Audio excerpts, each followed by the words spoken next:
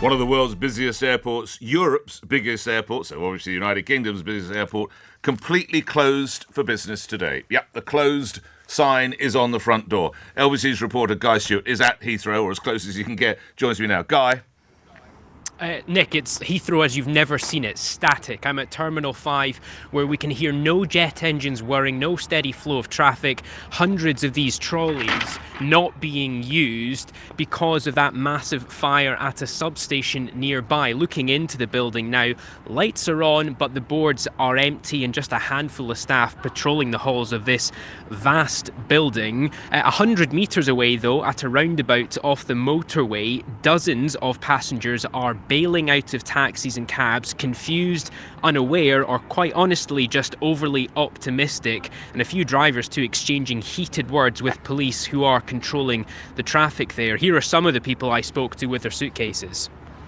Trying to get to Rome and not having any luck. I've been told absolutely nothing. BA can't get through to them, so I guess I'm going to try to book from Gatwick and hope for the best. I'm going to check the flight status to see if it's been delayed rather than being cancelled, but I'm kind of still got high hope for it, but I'm kind of not sure because they haven't really given us any update. There's only been one email saying that Heathrow Airport's been closed, but there hasn't really been anything else.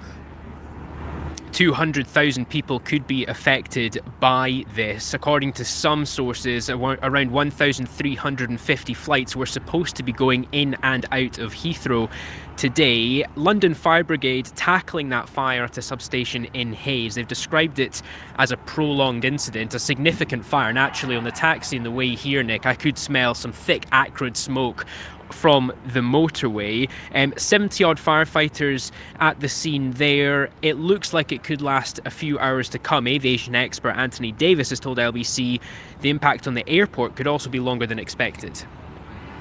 With an electrical fire, just by the looks of things, this is clearly something that they can't guarantee they can put out. It's not like a house fire where, okay, it's done and we can move on. This is going to have significant effects on the whole airport, the operations of the airport, people visiting the airport. You won't be able to drive at night. There might not be lights.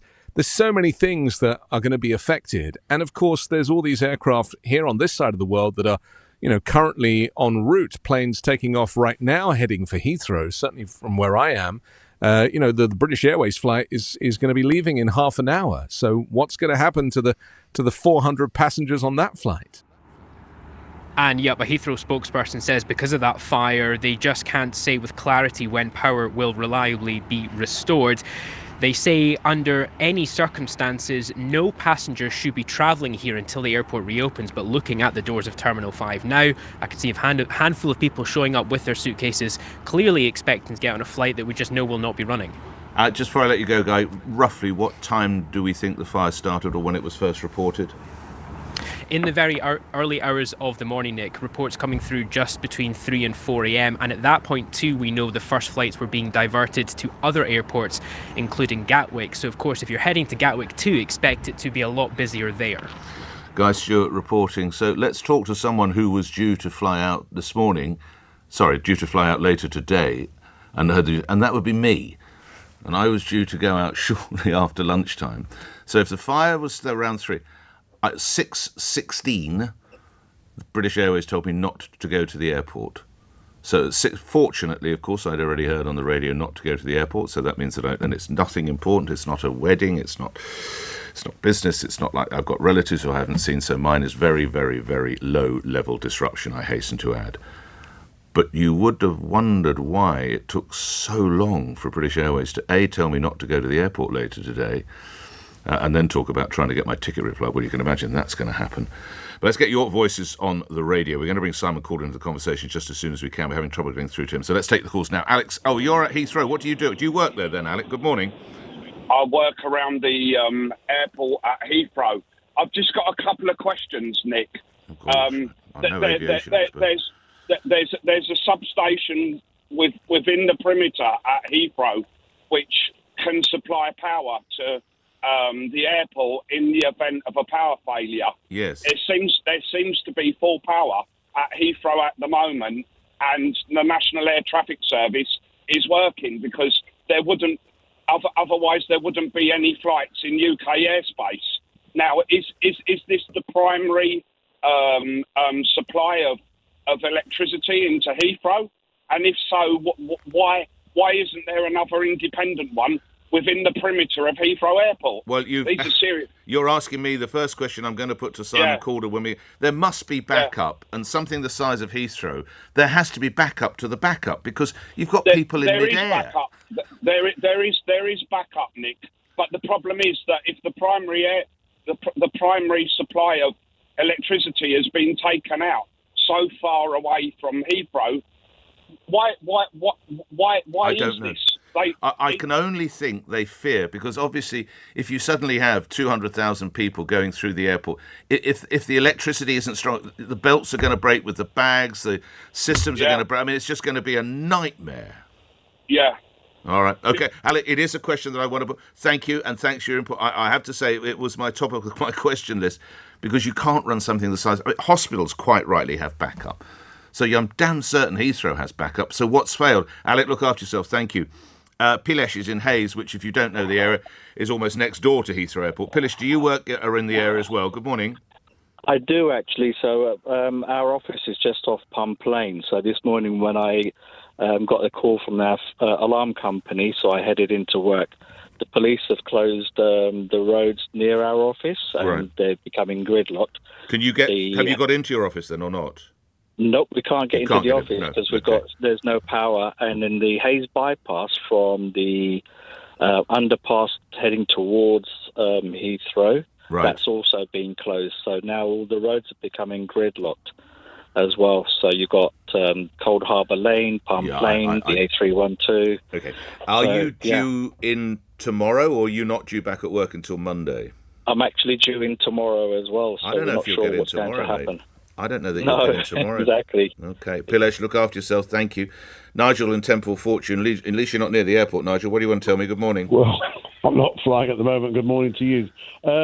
Look, I think there are 2 points I'd like to make. First of all, I find it remarkable for such an important country, such an important city, the whole infrastructure of Heathrow has collapsed. There's nothing in place to get it up and running. You know, God forbid we're at war. What we're going to say, sorry, we've got no power to fly our warships or our planes. And the second point is, who's going to be made responsible and held responsible for this? And finally, Nick, which is really important, airlines are going to face momentous bills, millions of pounds of payouts because they can't get passengers off the ground and flights are delayed. Well, that's another aspect that we will be looking at, which is the impact for the city, of course. Remember, Heathrow is a publicly quoted company, so I would imagine, as and when the markets open, they're going to take a clattering. You can't think it's going to do British Airways much good either, and that's something we need to look at in our regular look at the world of finance. The two busiest people in Britain at the moment, one is the Director of Communications for British Airways, the second is Simon Calder, doyen of travel correspondents. Of course, you find him at The Independent. The latter joins me now. Simon, outside of events like snow or COVID, ever seen anything like this? Good morning.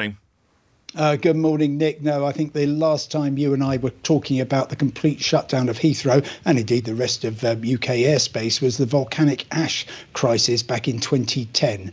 This is just the most unspeakable event for the plans of getting on for 250,000 people who are going to find that they are simply not going to travel anywhere today on one of the 1,351 flights in and out of Europe's busiest airport that was scheduled. It's pretty miserable for tens of thousands of people who are stumbling blearily from various parts of from airports strewn across everywhere from Shannon in Ireland and Reykjavik in Iceland, all the way across to Munich and Frankfurt. If you were lucky, you would have been diverted to a UK airport, but they're now pretty much all full up. Manchester, Glasgow, Gatwick, they can't take any more flights. They also haven't got, by the way, the baggage handlers and the UK Border Force people there. So people are being, for instance, diverted. The British Airways flight from Accra in Ghana, now in Lyon in southern France, which is bad enough, especially if you're one of the many passengers on board who wasn't expecting to go to Europe and will not have, unfortunately, permission to be there because they don't have the right European visa. Hey, Simon, I've got to ask you this. Hospitals have backup. There must be backup generators or even backup to the backup. I know this is early days. We're only about 4 or 5 hours since, but do we have a sense of what's gone wrong here? Well, clearly a massive fire, which you've been reporting on this morning, has caused devastation, and has simply cut the power to an airport which is completely dependent on electricity for everything from runway lights to IT systems. Heathrow consumes vast amounts of power. Yes, there will have been backup systems, but I guess they simply did not have the scenario where the whole supply from this really important substation would be cut off. And there will no doubt, given that it is critical national infrastructure, be a lot of discussion afterwards about what happened. Meanwhile, British Airways, as you were mentioning, extremely busy at the moment. They were, can you believe this, selling tickets on flights to Heathrow long after Heathrow had said that they... I heard you say this. You're trying to get, I think, from Glasgow. I understand. I mean, that's outrageous. By the way, I was flying this lunchtime. They only told me at 6:15 not to go to Heathrow. Yes, quite. And obviously the worst thing is people who are listening as they are travelling, listening to you travelling to Heathrow. There's absolutely nothing they can do. If you've got people coming into Heathrow, they won't be here any time soon. Now, and Simon, of course, lastly, one thing I've learnt from you, of course, is what you call the knock-on, because now we're going to have many, many planes where they shouldn't be and crew where they shouldn't be, or whatever. I mean, this is a length of string question, lastly, Simon, but how long before they get this right?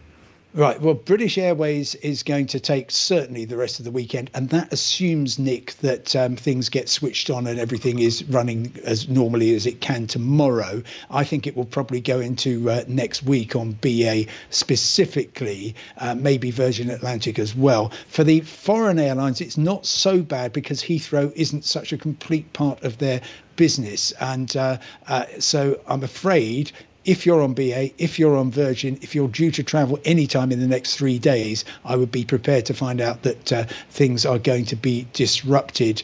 And meanwhile, just remember, air passenger rights rules are on your side. The airline has to get you to your destination as soon as possible. However, that's easier said than done. Even when flights come back on, the people who are booked on them take priority, and everybody else is going to be scrabbling around for the last few remaining seats. I always enjoy speaking to you, Simon. Unfortunately, it seems to be for all the wrong reasons sometimes. Simon Calder is Travel Correspondent at The Independent. Simon, thank you for that. Now, Simon Calder, referencing that flight, here's Mark in Orpington.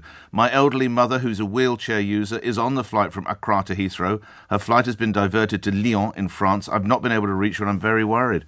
Well, I'm sorry, we've probably, unintentionally, we've added to your worries. I'm so sorry, because if your mother doesn't have access, the visa that she might require, they're going to keep her what's called airside. She'll be all right, by the way. She will be all right. She'll be safe, and there will be refreshments, and there'll be toilet facilities and whatever else you require. But it's not as she'll even be able to get in and experience some of the delights of Lyon. She will be stuck what they call airside.